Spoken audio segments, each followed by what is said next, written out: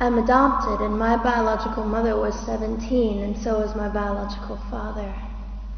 She was 7.5 months pregnant when she decided to go to Planned Parenthood, which is the largest abortion provider in the world, and they counseled her to have a late-term saline abortion, which is a saline salt solution that is injected into the mother's womb. The baby gulps that solution, it burns the baby inside and out, and then she is to deliver a dead baby within 24 hours. And to everyone's great shock and surprise, I didn't arrive dead but alive on April the 6th, 1977 in a Los Angeles County abortion clinic. What's fantastic about this, about the perfect timing of my arrival, is that the abortionist was not on duty yet. So he wasn't even given the opportunity to continue on with his plan for my life, which was death. And I know that I am in a government building, and a beautiful one it is, and I love your country as well as my own. But I know in the age that we live in, it is not at all politically correct to say the name of Jesus Christ in places like this. To bring him into these sorts of meetings, because his name can make people so terribly uncomfortable. But I didn't survive so I could make everyone comfortable. I survived so I could stir things up a bit. And I have a great time doing it.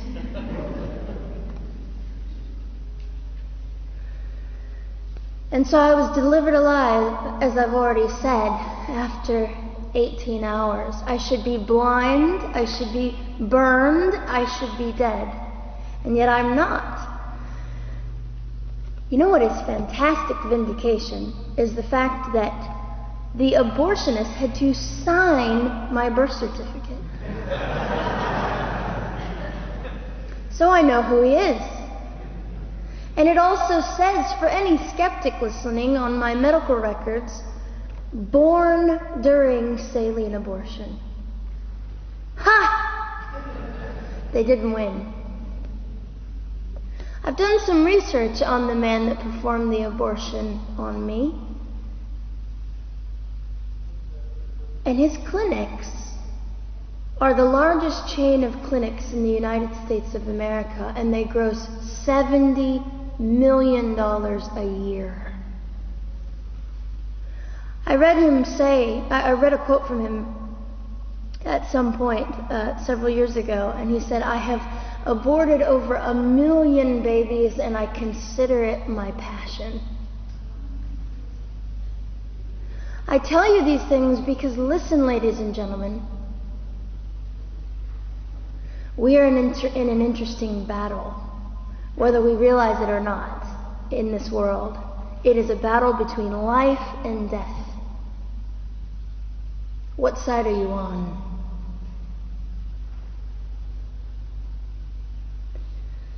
So a nurse called an ambulance and had me transferred to a hospital, which is absolutely miraculous. Generally, the practice at the time, and up until 2002, was, in my country, was to end the life of an abortion survivor by strangulation, suffocation, leaving the baby there to die, or throwing the baby away.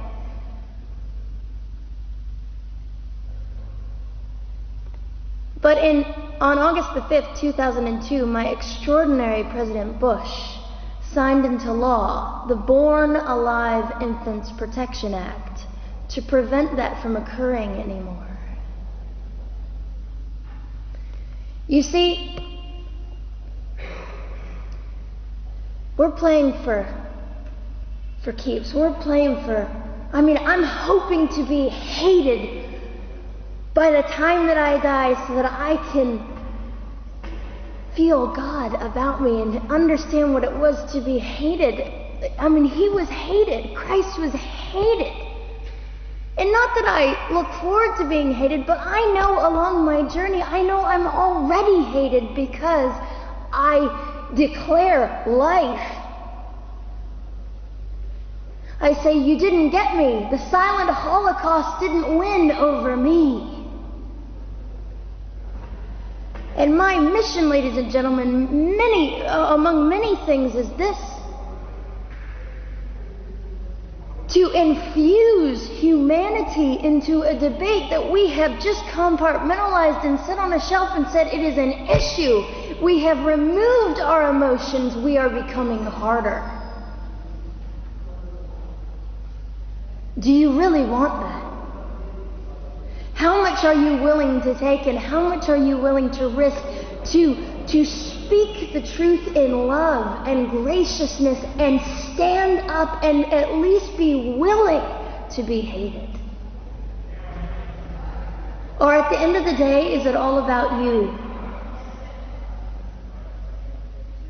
or me? And so, after that, I was placed in an emergency foster care home where they decided they didn't like me very well, and as I'm fond of saying, I don't know how you could not adore me right from the start. What is wrong with these people? But they didn't. You see, I've been hated since conception by so many, and loved by so many more, but most especially by God. I'm his girl. You don't mess with God's girl. I got a sign on my forehead that says, you better be nice to me because my Father runs the world. So after I was placed in the mean home, I was taken out of the mean home and placed into another home, a beautiful home, Penny's home. And she said by this time I was 17 months old, 32 pounds of dead weight, and diagnosed with what I considered to be the gift of cerebral palsy, which was caused directly by the lack of oxygen to my brain while I was trying to survive. Now, I am just compelled to say this. If abortion is merely about women's rights, ladies and gentlemen, then what were mine? There was not a radical feminist standing up and yelling about how my rights were being violated that day. In fact, my life was being snuffed out in the name of women's rights. And ladies and gentlemen, I would not have cerebral palsy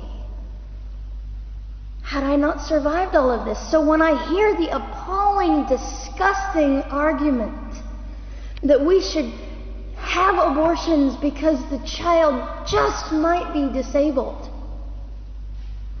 oh, the horror that fills my heart.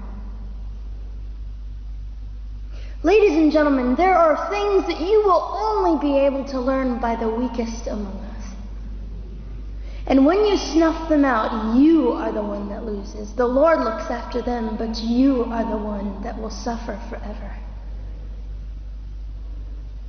And what arrogance, what absolute arrogance, and it has been an argument for so long in this human place that we live, that the stronger should dominate the weaker, should determine who lives or dies. The arrogance of that. Don't you realize that you cannot make your own heart beat? Don't you realize that all the power that you think you possess, you really possess none of it? It is the mercy of God that sustains you, even when you hate him.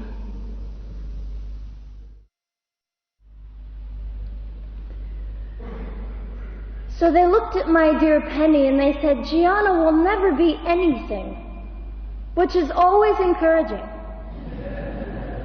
And she decided to ignore them, and she worked with me 3 times a day, and I began to hold up my head, and they said, well, Gianna will never this and never that. Long story shorter, I was walking by the age of 3.5 with a walker and leg braces, and I stand up here today with a mild little limp, and without a walker and leg braces.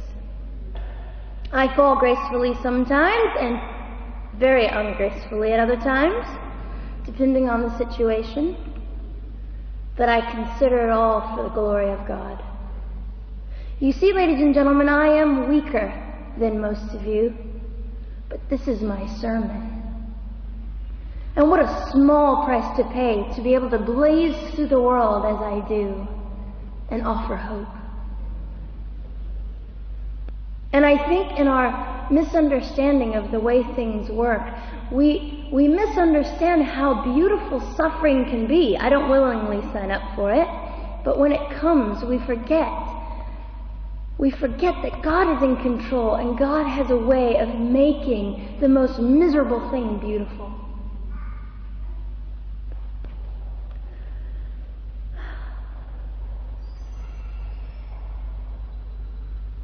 I have met my biological mother.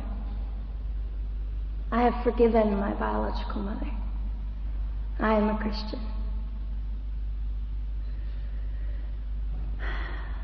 She's a very broken woman. She came to an event I was having 2 years ago, showed up unannounced, and said, "Hello, I'm your mother."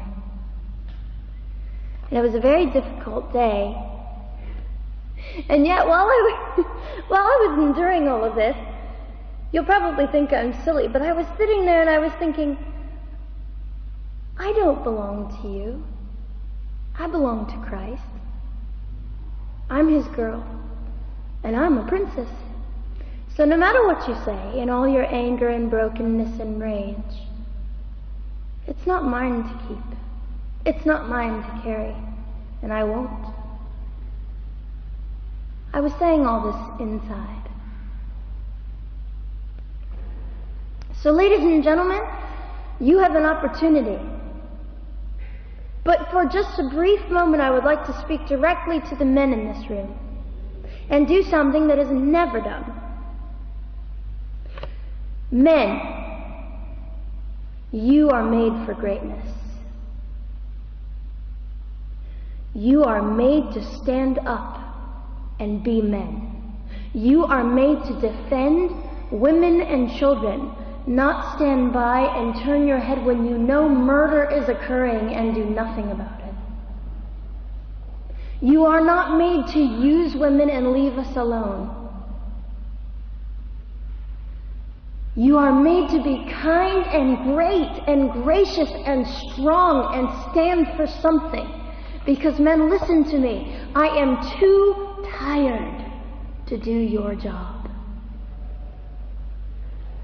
Women, you are not made for abuse. You are not made to sit and not know your worth and your value. You are made to be fought for forever.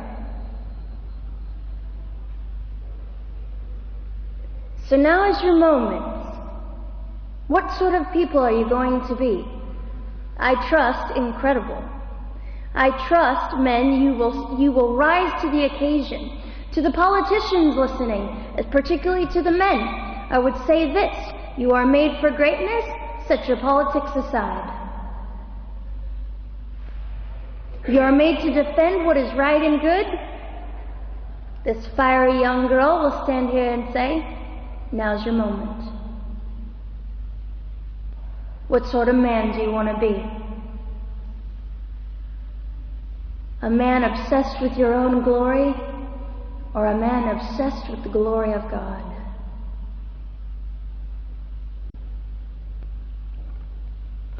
I'll just end with this.